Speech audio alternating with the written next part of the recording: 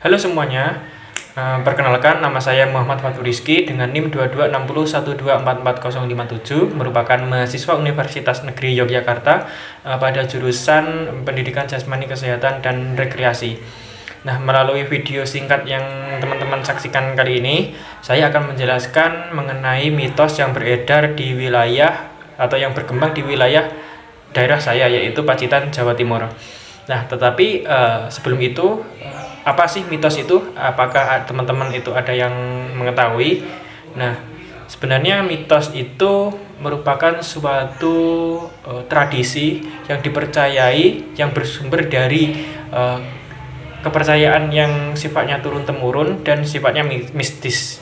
Jadi, mitos itu merupakan suatu hal yang belum bisa dibuktikan secara rasional atau secara akal budi, sehingga demikian dia disebut dengan mitos. Nah, padanan kata, jika kita merujuk pada suatu definisi, mitos itu merupakan serapan dari bahasa Yunani, yaitu mitologi. Nah, mitologi itu sebuah kepercayaan yang dipercayai di masa lampau, dan biasanya berupa fenomena mistis atau metafisik, dan dia diuri-uri atau dirawat. Kepercayaannya itu terus dijaga hingga turun-temurun dari generasi ke generasi. Nah, mitos sendiri merupakan suatu hal yang belum dapat dibuktikan kebenarannya melalui rasionalitas.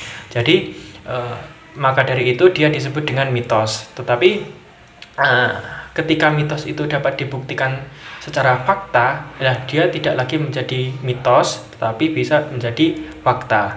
Nah, mitos sendiri selalu sering diasosiasikan sebagai suatu hal yang astral atau metafisik, atau tidak bisa ditangkap atau diterjemahkan oleh indera manusia. Nah, contohnya saja beberapa fenomena atau mitos yang berkembang di daerah saya di Pacitan, Jawa Timur, yaitu tentang, misal yang pertama, kuku dan juga kunang-kunang. Dalam artian kunang-kunang yang beterbangan itu kan, kunang-kunangan adalah hewan yang kecil, kalau malam itu mengeluarkan cahaya putih. Nah, kuku itu atau kunang-kunang itu dipercaya sebagai suatu keberadaan atau eksistensi dari hadirnya suatu makhluk halus atau makhluk gaib.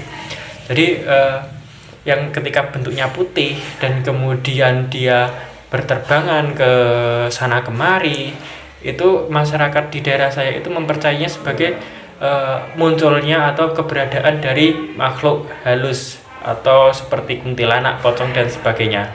Nah, itu merupakan mitos yang pertama yang berkembang di daerah saya. Kemudian ada lagi, misalnya ketika ada anak khitan. Nah, ketika khitan itu, ketika dia setelah sunat, nah setelah sunat itu dia menginjak kotoran ayam, nah maka kemaluannya itu yang habis di khitan itu akan membengkak atau membesar. Nah, itu merupakan suatu mitos yang masih sering dipercayai di kalangan masyarakat, bahkan masyarakat yang tergolong usianya masih muda. Nah, kemudian mitos yang ketiga atau mitos yang cukup menarik untuk disimak, yaitu tentang anak-anak itu ketika makan dan makanannya itu tidak habis, maka disinyalir atau ditakut-takuti hewan peliharaannya berupa ayam itu akan mati. Nah, ini merupakan suatu hal yang unik dan sebenarnya bisa dijelaskan secara masuk akal kalau ini merupakan suatu fenomena yang memiliki alasan yang berbanding terbalik. Mengapa demikian? Coba dibayangkan bahwa makanan sisa yang anak-anak itu tidak habis, itu biasanya di daerah saya itu diberikan kepada ayam.